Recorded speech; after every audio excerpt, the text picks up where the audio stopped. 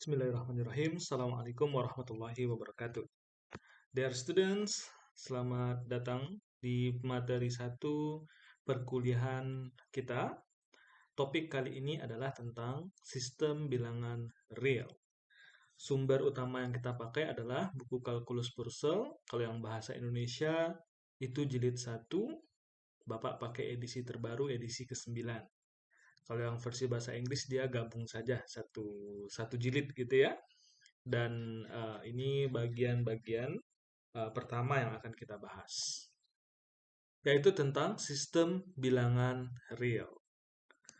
Oke, apa yang akan kita pelajari dalam topik ini? Secara garis besar ada 3, yaitu bilangan real itu sendiri, lalu tentang estimasi, dan sedikit mengenai logika dalam matematika. Oke, nah kita masuk ke bilangan real. Ini saudara sudah ringkas juga ya, sudah baca juga sebelumnya melalui tugas 1.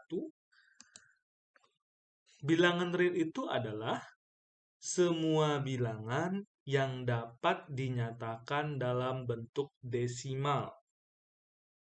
Oke, bentuk desimal tahu ya?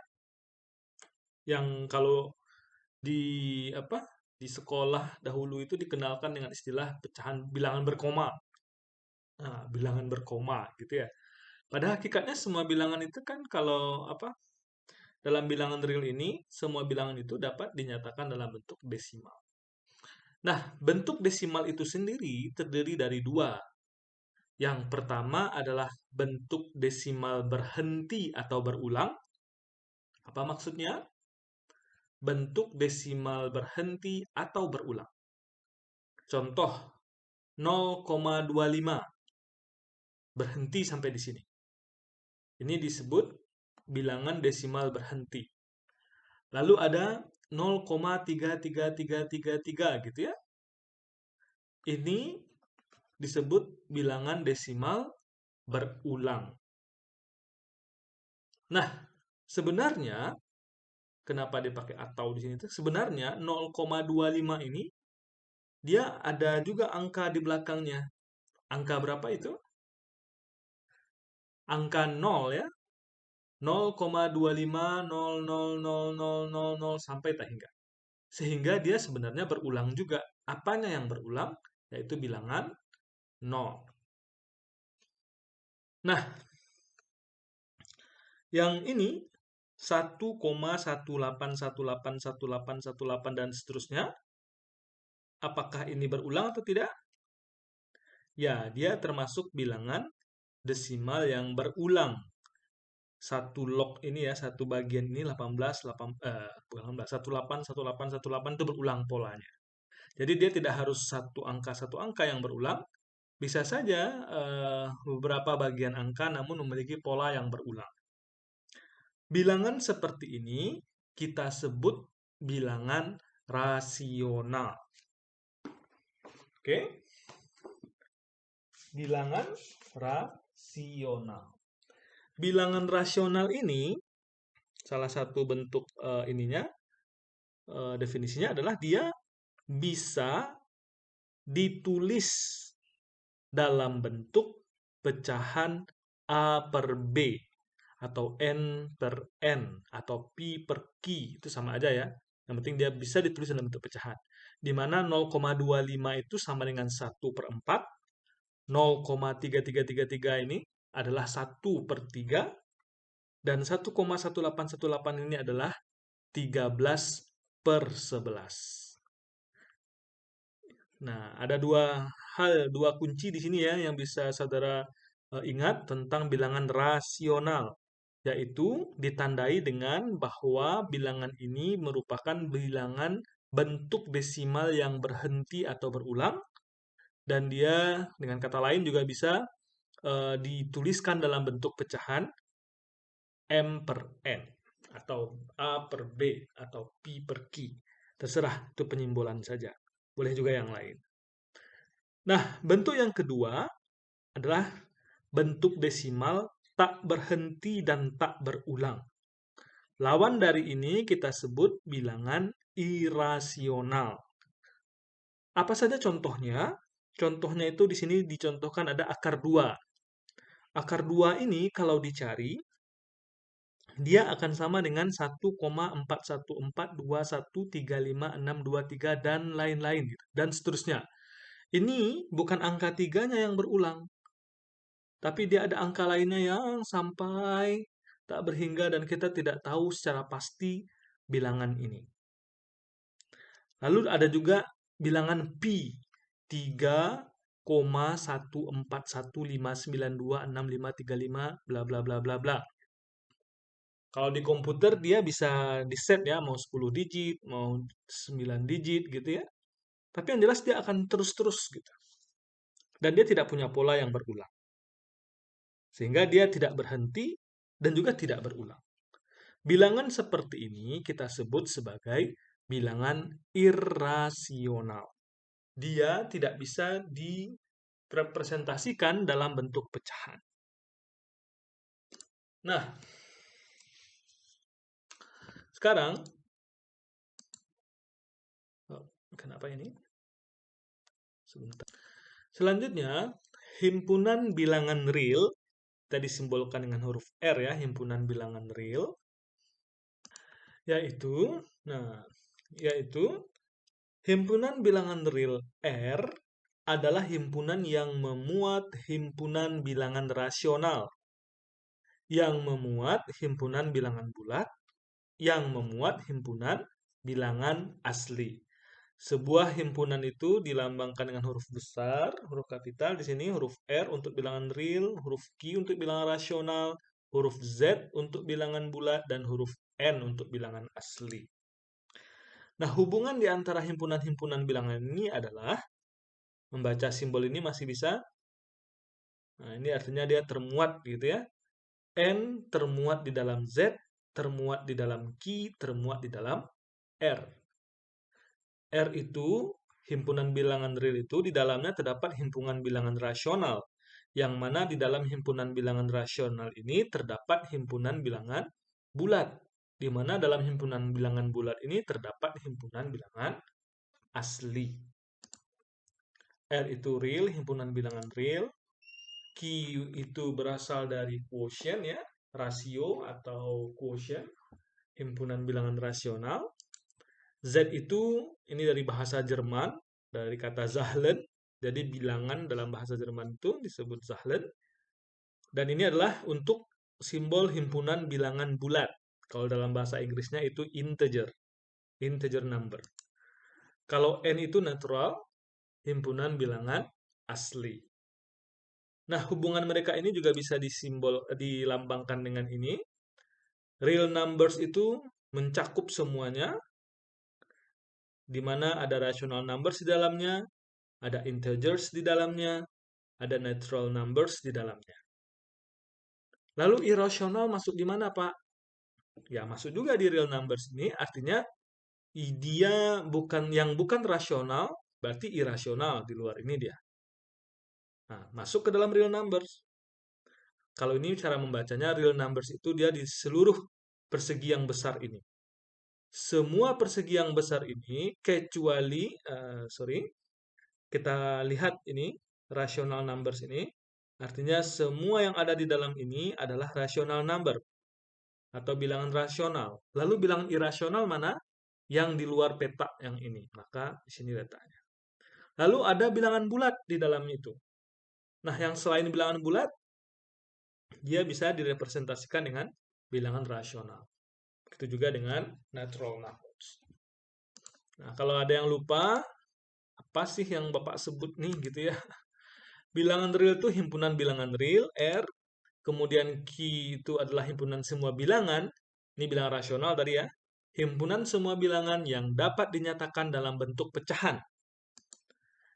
Z itu adalah himpunan bilangan bulat, maka dia bisa saja 0, 1, 2, 3, 4, dan negatifnya sampai tak hingga.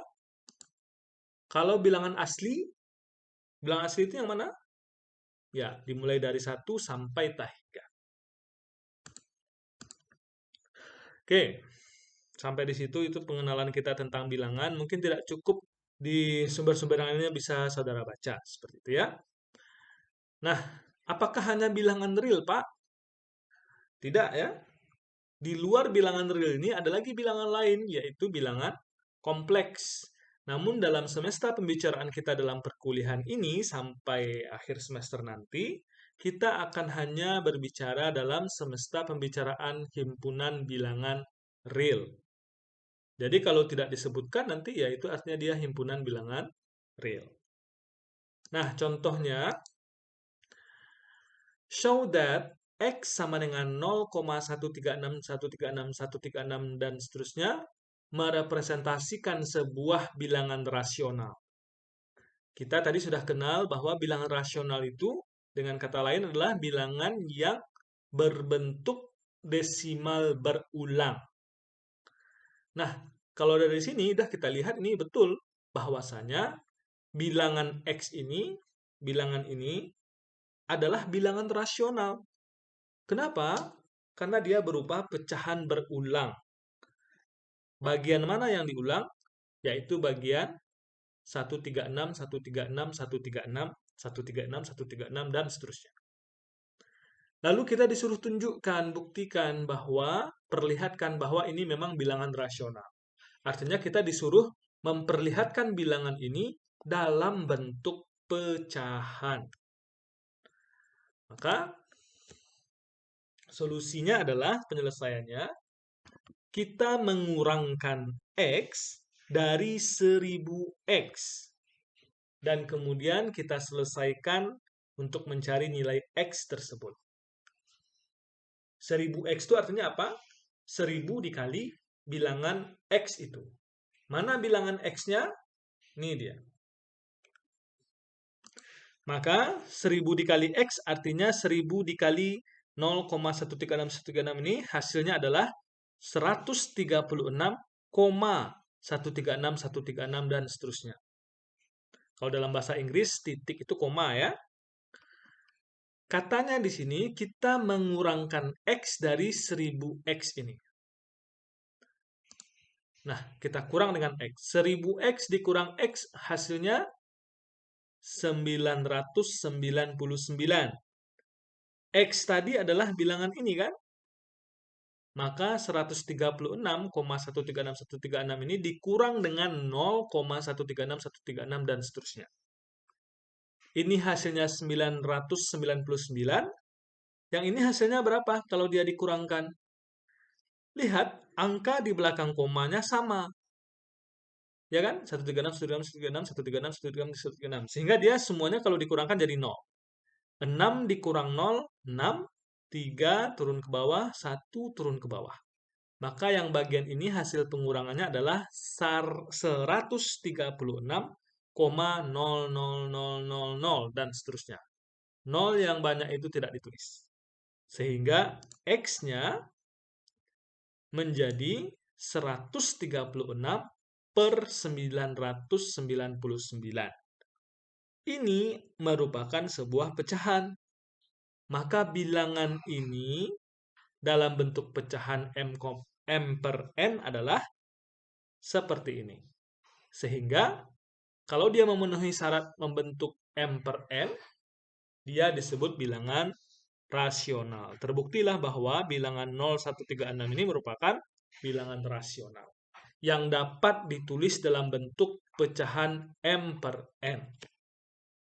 Hati-hati, apakah dua bilangan rasional?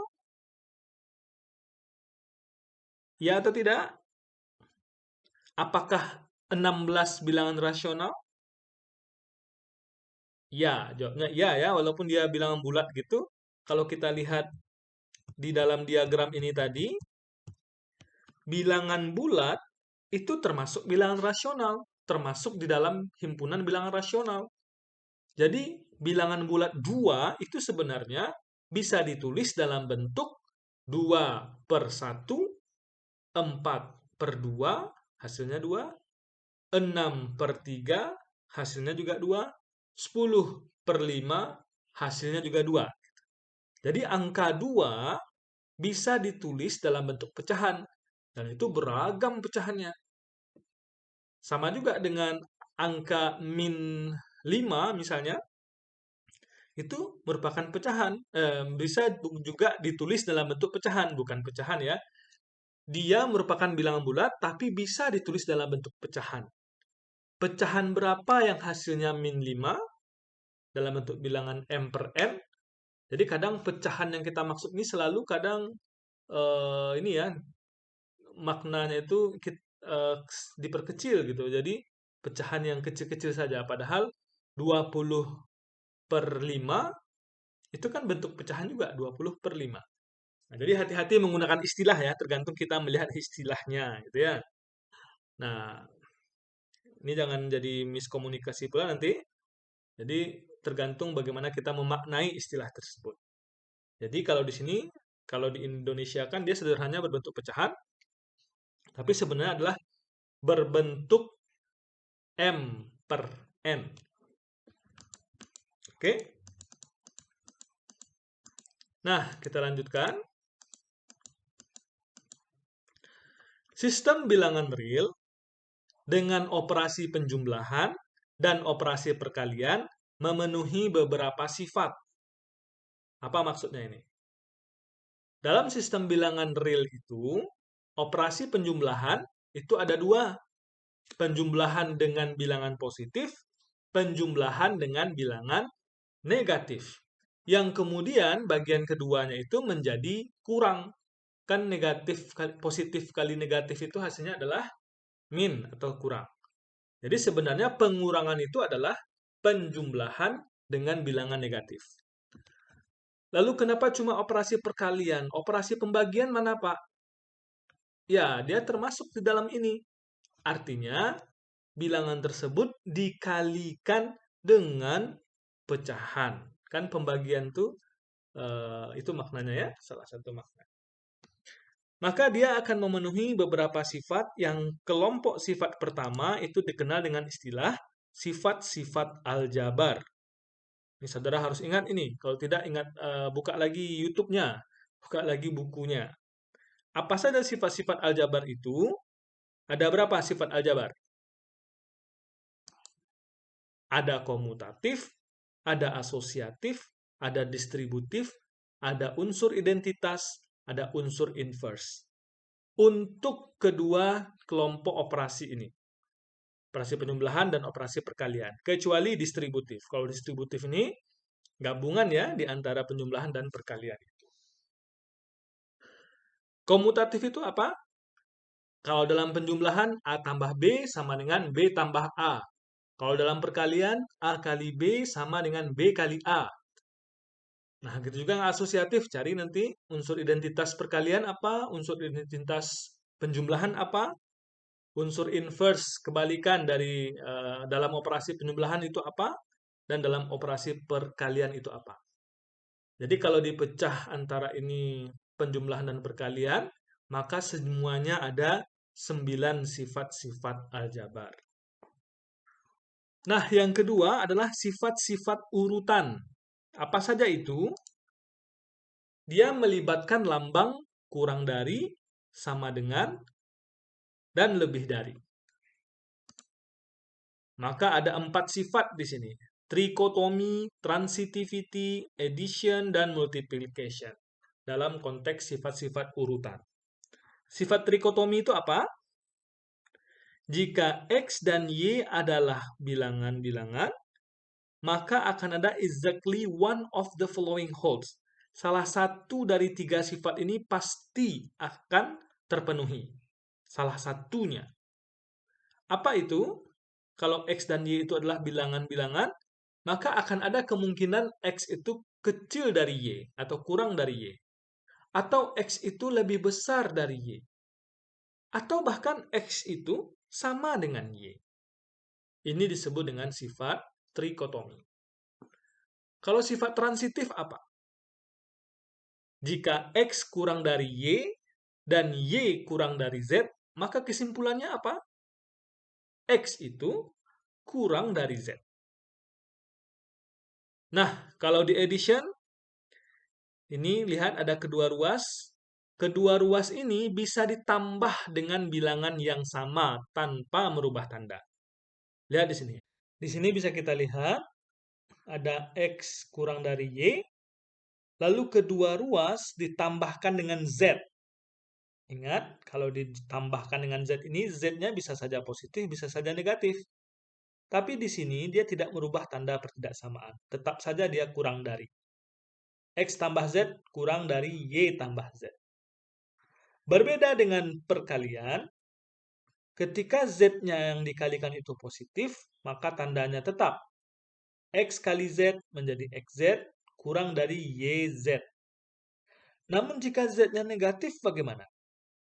Maka hasil perkaliannya adalah dia berbalik tanda dari sini. Coba lihat. X kurang Y kalau dikalikan dengan Z yang negatif, tandanya berbalik. Sering keliru antara yang bagian ini dengan bagian perkalian dengan negatif ini. Ada juga dia X ditambah min 2. Dibaliknya tanda menjadi Y tambah min 2. Besar dari di sini. Nah, itu salah ya. Kalau perkalian baru dia merubah tanda. Nah, sifat yang ketiga adalah sifat kelengkapan. Yaitu bahwa sistem bilangan real ini merupakan garis yang tak berlubang. Ini pakai tanda kutip karena ada yang perlu dipahami di sini ya. Garis bilangan real ingat yang bisa diperpanjang ke kiri dan ke kanan, di tengahnya 0, ke kanan itu positif, ke kiri itu negatif. Nah, kalau yang real itu dia penuh, diambil semuanya gitu. Tidak ada yang bulatan tidak penuh, bulatan tidak penuh. Nah, ini tidak perlu kita bahas sekarang, karena nanti anak-anak matematika akan membahas lebih lanjut tentang hal tersebut. Nah, kita lanjut ke topik berikutnya tentang estimasi. Dalam perhitungan, akan ada banyak bilangan yang kita tidak tahu nilai persisnya berapa. Contoh, misalnya dia bentuk desimal yang tidak berhenti dan tidak berulang. Karena itu, kita akan sering melakukan estimasi ini dalam membantu kita melakukan perhitungan. Beberapa contoh estimasi yang sudah umum untuk dipakai, misalnya pi itu, bilangan pi, ini simbol pi ya, itu sama dengan 3,14. Masih ingat di sekolah dulu? Sehingga kita seolah-olah nilai pi itu adalah 3,14. Nah, maaf, tidak boleh menyebutkan 14 ya. Kalau di belakang koma itu disebutkan angka per angka. Jadi 3,14. Padahal dia bukan persis 3,14. Ada lagi di belakangnya sampai tak hingga juga kan. Tapi dia tidak berulang. Polanya kita tidak tahu. Akar 2 juga. Akar 2 itu kalau kita estimasi untuk satu bilangan desimal, dia akan menjadi 1,4. 2 pangkat 10. Apakah persis 1000? Silahkan cari. Tidak ya, dia tidak persis 1000. Dia adalah 1024 kalau tidak salah. 1024. Namun untuk pembulatan dia bisa disebut 1000. Nah, itu estimasi. Lalu kita akan bahas sedikit tentang logika. Tapi jangan berpikir Anda menghabiskan topik logika gitu ya. Ini 1,5 semester ini dipelajari harusnya. Namun untuk bagian mata kuliah kita ini, kita akan kenal sedikit tentang logika. Dalam berargumentasi, kita akan banyak menemukan dan menggunakan kalimat-kalimat implikasi seperti ini. Jika bla bla bla, maka bla bla bla. Seperti itu. Dalam logika matematika, kita pernah belajar tentang tabel kebenaran. Dan juga ini operasi implikasi. Bukan komplikasi ya, tapi implikasi. Apa saja operasi yang lain? Ada negasi, ada konjungsi, disjungsi, biimplikasi gitu. Setiap pernyataan dalam matematika itu hanya akan bernilai salah satu dari dua buah ini. Apa itu? Bernilai benar atau bernilai salah. Kalau masih ingat tabel kebenaran, ini bentuk tabel kebenarannya. Cara menyusun tabel kebenaran, kalau dia 3 pernyataan gimana? Apakah 4 juga kemungkinan ininya? Tidak ya, cara membuat tabel kebenaran adalah 2 pangkat N. N itu jumlah banyaknya pernyataan yang ada dalam operasi tersebut. Nah, hasil dari implikasi ini adalah benar, salah, benar, benar. Kenapa kira-kira cuma bagian ini yang salah? Ada yang tahu? Bagi yang tahu silahkan komen di forum diskusi ya, untuk dapatkan poin. Nah, untuk hal ini Bapak screenshot dari buku PDF-nya Purcell itu ya. Beginning students and some mature ones may confuse P implikasi Q dengan converse-nya. Q implikasi P. Jadi kalau dalam implikasi ini ada yang istilah converse, inverse, dan kontraposisi. Maka itu harus diingat. Kalau implikasinya P maka Q simbolnya, lalu converse dari ini apa? Q maka P. Ini dia. Q maka P. These two statements are not equivalent. Kedua pernyataan ini tidak ekuivalen. Kenapa? Nah, contohnya ini, contoh penyangkalnya. If John is a Missourian, then John is an American. Kalau P-nya ini, John is a Missourian, dan Q-nya adalah John is an American, maka converse dari pernyataan ini adalah harusnya John, if John is an American, Q-nya dulu, then John is a Missourian. Komponen P-nya lagi. Nah, jelas ya. Kalau P maka Q dan Q maka P ini, untuk nilai tabel kebenarannya, tolong diperhatikan. Nah, negation. The negation of the statement P is written negasi P. For example, if P is the statement it is raining, then negasi P is the statement it is not raining. Jadi negasinya gitu ya. The statement negasi Q maka negasi P itu dikenal dengan istilah kontrapositif. Nah, ini tolong dibuat catatannya ini. Dibuat implikasi P maka Q. Lalu converse-nya apa? Kalau begitu converse-nya apa? Inverse-nya apa? Juga kontrapositifnya. Kita lihat di sini. The statement negasi Q maka negasi P is called the contrapositive of the statement P maka Q. Awalnya kita bergerak dari P maka Q saja. Maka ada beberapa hal istilah-istilah ini yang diturunkan dari hal tersebut. Nah, silahkan dibaca contohnya, dilihat untuk memahami ini di bukunya kalau bahasa Indonesia itu halaman 4-5 kalau tidak salah. Nah, silahkan mengerjakan latihan. Nanti latihannya Bapak posting di e-learning 2 kita. Terima kasih. Assalamualaikum warahmatullahi wabarakatuh.